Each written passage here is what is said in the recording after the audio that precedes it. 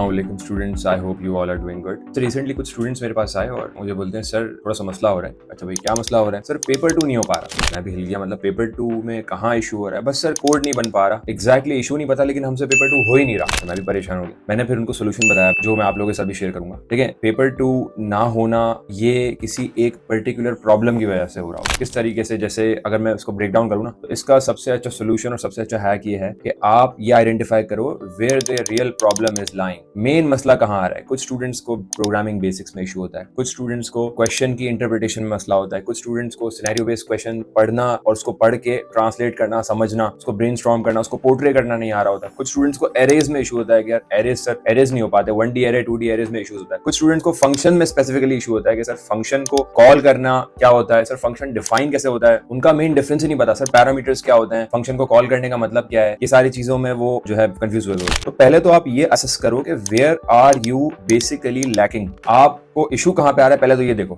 जैसे हम गाड़ी मैकेनिक के पास ले जाते हैं ना, when we are bringing our cars to the mechanic, तो हम स्पेसिफिकली मैकेनिक उसको डायग्नोस करता है ना कि मेन इशू कहां लाई कर। ऐसा तो नहीं ना कि पूरी की पूरी जो है गाड़ी को खोल दिया and the whole car is being customised again और उसके कुछ पार्ट्स चेंज हो रहे हैं। ऐसा तो नहीं है ना, मतलब वो मेन प्रॉब्लम, उस रूट प्रॉब्लम को निकालता है ना कि यार यहाँ इशू है, this part has to be fixed और हैज टू बी चेंज और either has to be repaired और सो व्हाटसोएवर। तो यहाँ पे भी यही है। अगर आप एक चीज दिमाग में बना के बैठ जाएंगे ना कि भाई पेपर 2 हो ही नहीं रहा, तो ये इस चीज का हल नहीं है। सही है ना? आप उसको ब्रेक डाउन करो, आप चेक पॉइंट्स बना लो कि यार सही है, मेरी प्रोग्रामिंग की बेसिक्स हो गई हैं, मेरे लूप्स क्लियर हैं, मुझे फ्लो चार्ट आता है, स्ट्रक्चर डायग्राम आता है। अच्छा, एरेज की बात आती है मुझे। अच्छा, दो तरह के एरेज है। 1D एरेज अभी भी स्टूडेंट्स को इजी लगता है, 2D एरेज में students are facing a lot of issues. तो 1D एरे का कॉन्सेप्ट जब क्लियर हो जाएगा तो ऑटोमेटिकली जब आप 2D एरे को देखोगे, 2D एरे को समझोगे। अच्छा, एक और चीज, जब भी प्रोग्राम कोड में इशू हो आप लोगों को, तो उसका ड्राई रन करा करो। Always do a dry run of your program को। ड्राई रन का मतलब क्या है कि एक कोड है और कोड का अगर लॉजिक समझ में नहीं आ रहा तो उसको अपनी तरफ से वैल्यूज दे दो, टेस्ट डेटा दो और टेस्ट डेटा दे के चेक करो if that program is running perfectly और नॉट। इससे आपको बहुत ज्यादा फायदा होगा। ठीक है ना?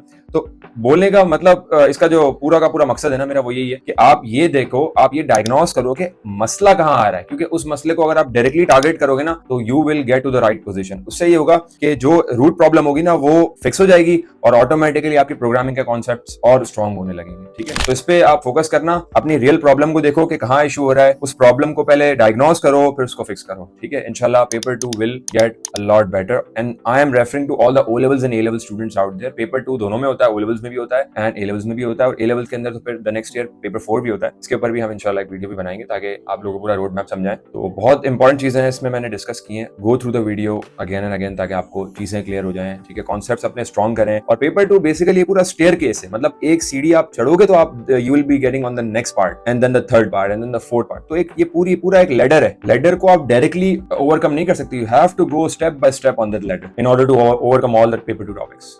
Thank you so much.